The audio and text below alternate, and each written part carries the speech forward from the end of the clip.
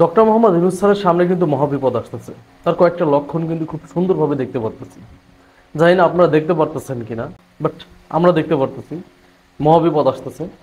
Doctor Mohammad Yunus sir যে সব দলের সাথে যে মিটিং করছে, এটা আসলে এমনিতে না। এই যে বৈঠক করলো সব দলের সাথে, এখানে যদি মনে করেন যে শুধু নির্বাচন কিভাবে হবে, কবে হবে, এগুলো নিয়ে আলোচনা হয়েছে, না, সামনে একটা বিপদের আশঙ্কা আছে। আপনারা জানেন, বিগত বিগত 15 বছরে শেখ হাসিনা নিয়ম করে কিছু কাজ করছে। প্রতি বছর নিয়ম করে 2-3 বার একটা কাজ করছে। সেটা হচ্ছে নিয়ম করে আপনার এই যে জঙ্গি জামাত ইসলাম, তারপর হেফাজতে ইসলাম, যারা ইসলামিক যে দলগুলো আছে, এই দল থেকে কিছু লোকদের সাজায় একটা জঙ্গি নাটক সাজাইছে। এখান থেকে কিছু মানুষকে গ্রেপ্তার করছে, জেলে ঢোকাইছে, এবং এটা এমন ভাবে মানে অপারেশন চালাইছে, মনে হয়েছে ওইখানে বাংলাদেশ পৃথিবীর সব থেকে বড় জঙ্গি সংগঠন ওইখানে আছে। এইভাবে জঙ্গি আস্তানাগুলা ঘেরাও করে করছে, নাটক দেখাইছে। এখানে বাচ্চা ছিল, মহিলা ছিল, এগুলাদের করছে। এটা নিয়ম করে কেন করছে শেখ হাসিনা? শেখ হাসিনা একটা কারণেই করছে, পশ্চিমাদের দেখানোর জন্য। সে বরাবরই মৌলবাদীর বিরুদ্ধে অবস্থান নেয় শেখ হাসিনা, এটা বোঝানোর জন্য যে মৌলবাদীর কোনো জায়গা শেখ হাসিনার কাছে নাই। এটা বোঝানোর জন্য সে প্রতি বছর নিয়ম করে এরকম একটা নাটক সাজাইছে, একটা না, অনেক অনেক। তারপরে কি করছে? সংখ্যালঘুদের বাড়ি হামলা করে বিএনপি জামাতের কথা চালাই দিচ্ছে। যে বাংলাদেশে হিন্দুদের নির্যাতিত করে কে? বিএনপি জামাত। দেখছেন না? এ তো বলছে অনেকে, মানে হিন্দু নেতা তো অনেকে বলছে, সনাতন ধর্মীয় যে নেতা অনেকেই বলছে এই কথা। অতীতে যতগুলো ঘটনা ঘটেছে প্রত্যেকটি ঘটনার পিছনে ইন্ধন দিয়েছে আওয়ামী লীগ। তারা নিজেরা পুড়িয়ে তাদের নিজস্ব চেয়ারটাকে ঠিক রাখার জন্য এই কাজগুলো করে। এবারও একটা বিশ্বব্যাপী রিউমার তৈরি করে তা মানে সারা দেশে যাতে হিন্দুদের বাড়ি ঘরে হামলা করে। আমরা শুনেছি যে কয়েক হাজার কোটি টাকা তারা বরাদ্দ করেছিল যাতে সারা বাংলাদেশের হিন্দুদের বাড়ি ঘরে দাও দাও করে আগুন জ্বলে। সনাতন ধর্মের যে নেতারা আছে ওরা তো অনেকবার বলছে যে এটা সম্পূর্ণ মানে ফায়দা লোটার জন্য এটা আওয়ামী লীগ করছে। মন্দির ভাঙচুর থেকে যাবতীয় যা করা সবকিছু করছে। কিন্তু তারপরেও আমি বুঝি না, বাংলাদেশের যারা সংখ্যালঘু আছে, আমি সংখ্যালঘু বলতে কাউকে বুঝি না ভাই। আমি মনে করি আমার যতটুকু অধিকার আছে তারও ততটুকু অধিকার আছে। হ্যাঁ, আমি কিন্তু আমার এলাকাতে 1-2 তারিখে আমি ঘোষণা করছিলাম যে কোনো হিন্দু ভাইয়ের সাথে দুর্ব্যবহার করবেন না, এবং আমি এটাও বলছিলাম আপনারা অসহায় মনে করবেন না। ইনশাল্লাহ আমাদের এলাকায় কোনো আজ পর্যন্ত কোনো হিন্দু ভাইদের উপর হামলা হয় নাই, কিছু হয় নাই, কারণ এগুলো করার সাহস দেখায় নাই কেউ, আওয়ামী লীগের লোকজন। বিগত সময় তো দেখছি ভাই যে কারা ঘটাইছে এইসব ঘটনা।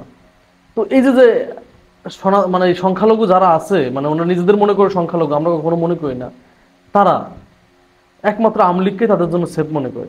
কিন্তু তাদের যত মন্দির ভাঙা থেকে শুরু করে যত ধরনের নির্যাতন এই আওয়ামী লীগ ধারাই হয়েছে, হয়ে কি করছে? বিএনপি জামাতের নামে চালাই দিচ্ছে। কিন্তু আমার কাছে অবাক লাগে একটা জিনিস, এই যে মানে এই যে ষড়যন্ত্র চলতেছে ডক্টর ইউনূসের বিরুদ্ধে, এটা আপনারা প্রমাণ পাবেন এই সব ভিডিও দেখলে। দেখেন এই ভিডিওটা, দেখেন এই ভিডিওতে, দেখেন আপনার এখানে ইংলিশে লেখছে তারা কি দাবি দেওয়া, কি চায় না, সব ইংলিশে লেখা। বাংলাদেশে কোনো আন্দোলন হয়েছে এইভাবে ইংলিশে লেখা? এই শিক্ষার্থীরা এত বড় আন্দোলন করলো, ইংলিশে লেখা আন্দোলন করছে ইংলিশে লেখা আন্দোলন। তারা ইংলিশে কেন লিখলো? তারা পৃথিবীকে দেখাইতে চায় সংখ্যালঘুরা নির্যাতিত। এরা আসলে ইন্ডিয়ার এজেন্ডা বাস্তবায়ন করার জন্য মাঠে নামছে।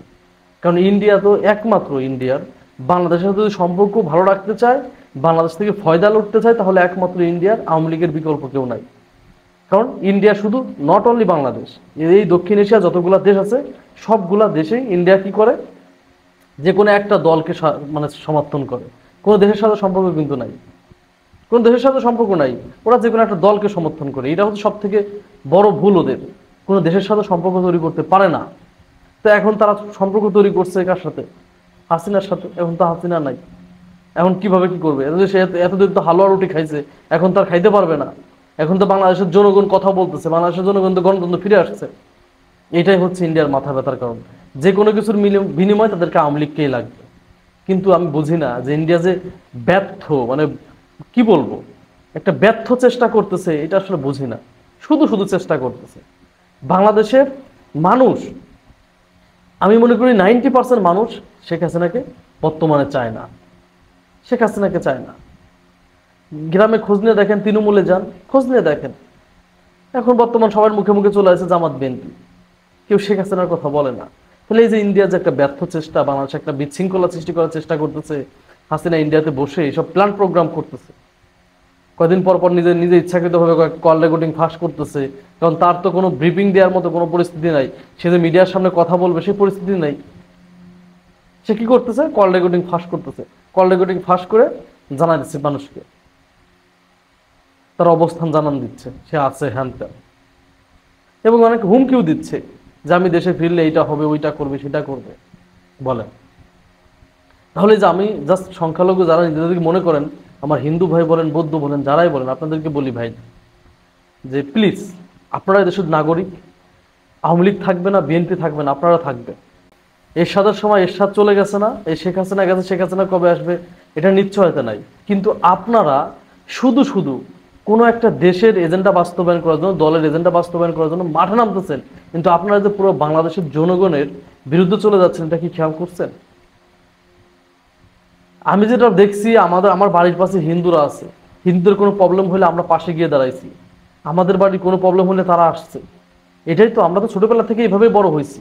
তো আপনারা যে কাজগুলা করতেছেন, এখন তো এই জেনারেশন শুধু ঘৃণা করতে শিখবে হিন্দুদের।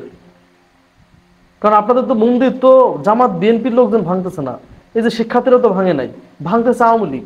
এই সামনে দুর্গা পূজা, মানে ভয়ঙ্কর একটা পরিকল্পনা আসবে, দুর্গা পূজায় অনেক কি করবে, অনেক মন্দিরে হামলা করবে। এটা আওয়ামী লীগ করবে প্ল্যান করে, এটা আওয়ামী লীগ করে বিএনপি জামাতের কথা বলবে।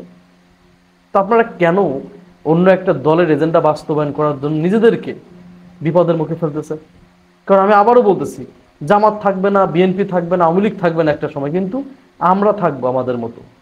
আমি কেন এমন কাজ করব যে আমার প্রতিবেশী আমাকে ঘৃণা করে, আমার বিপদে আমার প্রতিবেশী আসবে না? এখানে তো আমরা তো ছোটবেলা থেকে বড় হয়েছি, হিন্দু মুসলিম ভেদাভেদ দেখি নাই, আমরা তো সেভাবে বড় হয়েছি, কাঁধে কাঁধ মিলিয়ে বড় হয়েছি, হিন্দুদের বাড়িতে খাইছি, হিন্দুরা আমাদের বাড়িতে আসছে।